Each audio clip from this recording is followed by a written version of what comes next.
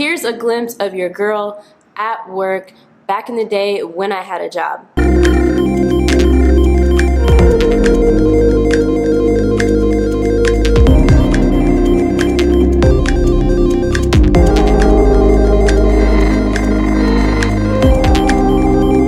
It's super hard to imagine having a job now that I'm coming up on my 2-year anniversary of leaving my job. I know you might be considering leaving your job, and that's why you clicked on this video, and you might be trying to overcome the fears of quitting a job. And I can tell you, I can completely relate. It's completely normal. There's so many emotions and fears going on in your head when you're making the decision to take that grand leap of faith. But let me tell you my story really quick. And this is a crazy video because for the first time in this video, I'm sharing some stuff that I've never shared with anybody publicly, so stay tuned. So as you saw in the footage, yes, I was once a civil engineer. I was a civil engineer for nearly 6.5 years. I even got my master's in construction engineering, so I was all in. This was going to be my career. Until one day, like most people entering into the entrepreneurial world, realize that, hey, this corporate life, this government life, whatever kind of 9-to-5 you have, is not for me. I am way too creative to be stuck in this job. I definitely don't want to work for the government anymore. I don't have to go over the reasons why. We all know why we don't want to work a corporate 9-to-5. This video is going over the fears and the emotions associating with the decision and the point where you want to leave your job. And that initial fear coming in at number 1 is the fear of people judging you, that judgment phase, okay? So here I was, a civil engineer, comfortable, very secure benefits. I was making about $80,000 in gross income per year. I literally had it all, everything you had dreamed about after college, the security, the benefits. There was nothing wrong with my life, with my career, with my job, except for the fact that deep down in my heart, I knew, of course, that I wanted more. So here's the thing, when you decide you're going to leave, you have this crazy belief that the world, your friends, your close family, they're going to judge you and that they're just going to crush you and say all these negative things and like, what the hell are you doing? Are you crazy? You work so hard for this and da-da-da-da. And yeah, that's going to happen, but just think back to a point in time, maybe 5 years ago, maybe 10 years ago in your life. Think about a decision you didn't make that you wish you had made, and you didn't make it because you were so scared of what people would think. And now, at this point in time, you're like, what the hell? I could have easily said no, or I could have easily stepped away, or I could have easily ended that relationship or quit that job, because at the end of the day, nobody gives a damn because it's your life. Yes, people are going to judge you, but it is your life and you are the only one living with yourself. These other people, your parents, your friends, other associates that you may respect, these people are not living with you. They are not you. They are not living your job and doing your job, which takes up about 70% of your life, which, by the way, 70% of your life is a huge percentage. So if you're not happy in your career, in your profession, or your job, and whatever it is, you need to change it, because 70% of your life is a huge percent. Still talking on the subject of people judging you, there is a survey, I think some of you may have heard of this survey, that was taken in a senior citizen home where 1,200, I believe, senior citizens were interviewed, and they were asked what it was their biggest regrets were in life. And most of them said that they regretted not taking the risk, not taking the chances of doing the things that they really wanted to do in life. And so if you let that sink in for a second, that should get you super amped up about wanting to take that leap of faith and quit your job. Because I guarantee you, this is what's going to happen. People are going to admire you for what you're doing. When I left my job, people were like, oh my God, Marissa, you know what? I can't believe you are doing this, but seriously, good for you, girl. Like, you are pursuing your dreams, you are going for what you want, and that put me so much at ease that people were actually, respecting what I was doing. They were like, yeah, I can never do it, but we're so glad that you're doing it. It's almost like they were living vicariously through the decisions I was making. So people will probably admire your bravery and cheer you on. So really, you have nothing to worry about when it comes to the judgment zone.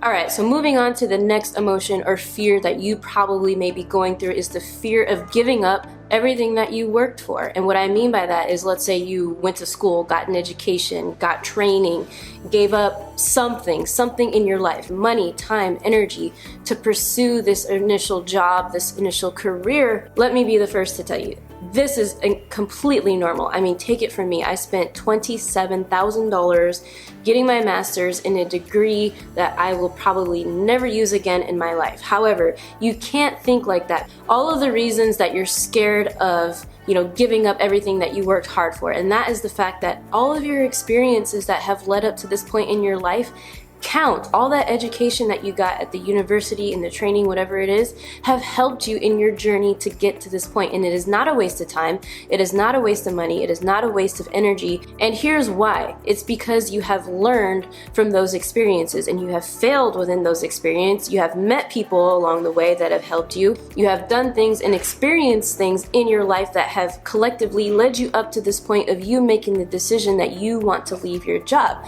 So really, you should be grateful for all those experiences and investments that you worked hard for. I was super grateful for all the experiences I had, the professors, the university, everything, my career especially. I had great mentors in my career. I mean, I was a super good presenter. I was a good writer. There was people that had PhDs that were engineers that couldn't write for shit. Like, they were terrible. And I was like really good at a lot of things because of the experiences I had at the university. And so think of it like this. Think of it not as you giving up and wasting your time. Think about it as everything that you have gained in those experiences that have helped you elevate to this point in your life. I mean, this was super crazy. I mean, picture, this was my graduation photo when I got my master's, and, really 3 months after that point, I had this huge graduation party. It was a huge celebration. 3 months after that, I literally said goodbye to my 6.5-year civil engineering career. It was insane. All right. So we've reached the point in the story that I've never shared before publicly on the tube and the Instagrams and all that. And people think that I left my engineering career and went straight into entrepreneurship, which is not true. There was a 3-month gap where I actually got another job in between my engineering job and just being alone and being a solopreneur. And that was working at an internet marketing college in Scottsdale, Arizona called Techademics. That's what sparked me to leave my civil engineering job, was going from that job to learning, online marketing. It was a great opportunity. I was offered a position to be an intern and basically learning e-commerce and also teaching e-commerce at this internet marketing college called Techademics, which was co-founded by a guy named Chris Record, and I learned a lot from Chris Record while I was there. At the same time, yes, it was going from job to job for 3 months, but I took a huge salary hit. I think I was literally getting paid less than minimum wage, like after taxes. It was horrible. I was dirt poor. It was probably like 25% of what I was making as an engineer. So picture that. Now there was 11 of us interns that got hired out of like 1,000 applicants, and I'm grateful I got the job. And when we all got there the first day of work, we were all like, yay, yeah, we're gonna be millionaires, we're gonna learn e-commerce, we're gonna do all these great things, we're gonna teach people, help people. Then 3 weeks later, after the first day of work, quickly started to shift. I mean, we were working longer hours and not getting paid extra. We were doing assignments that was totally not in the description of work.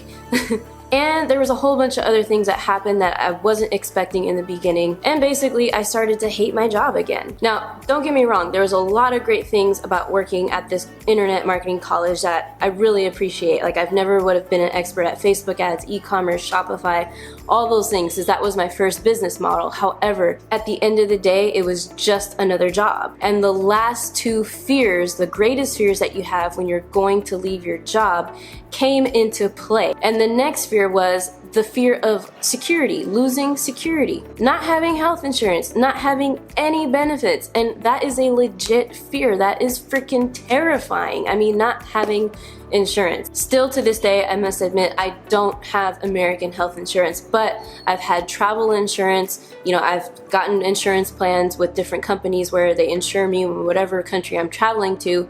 However, if I was in the United States, if you do have a low risk situation, meaning you're in good health, you don't have any chronic illnesses and stuff like that, there are several plans that you can get for less than $100 a month that will help you with emergency type situations in hospitals. So if I was going back to relive this point in time all over again, and I was going to live in the United States long term, I would have looked in and invested in one of these cheaper health insurance options, because the next tax season I did get dinged for not having health insurance, and I had to pay. Yes, you do have to pay for not having health insurance. It sucked. But think about the bigger picture.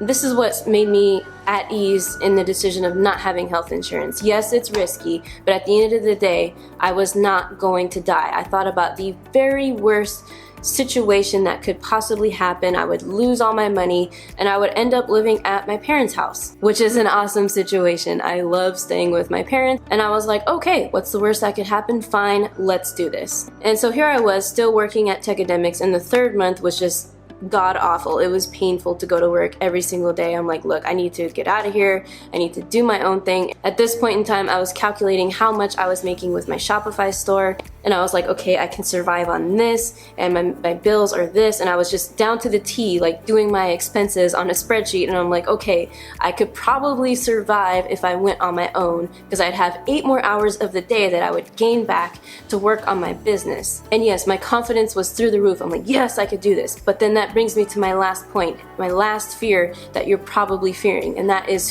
fear of fear itself. Now that might sound weird, but let it sink in. The fear of actually doing something and the fear of being in a situation is way worse than actually being in that situation. And what I mean by that is the stages before you do it, the anticipation, the anxiety, everything, all these emotions that are cranked up in your stomach is such torture. Once you do it, once you get on that other side of that, action that you take, trust me, it is so relaxing. It is not that bad. It is so much better. So guys, I wanted to leave you with this. Every point in your journey, there's going to be fears. Now, I talked about 4 fears of actually quitting your job. And let me know if you guys want me to make a second video on this topic, talking about what life is like after, you leave the corporate life. It's insane. And I could tell you guys more of my story, because after I left Techademics for good, I was going through a breakup. Everything was disorganized. I had no clue how to be an entrepreneur on my own. I had no structure anymore. If you want to hear a second video of how I was able to handle all that and get out of nearly $40,000 in debt, let me know in the comments if you want me to make a part 2 of this video, and I would be happy to share my thoughts of life after corporate life and the life of being an entrepreneur on your own. Thanks for tuning into this video, guys. If you haven't already, please subscribe to the channel. If you got any value at all, give this video a like. I'm Marissa Romero. I will see you on the next video, and remember, you got this.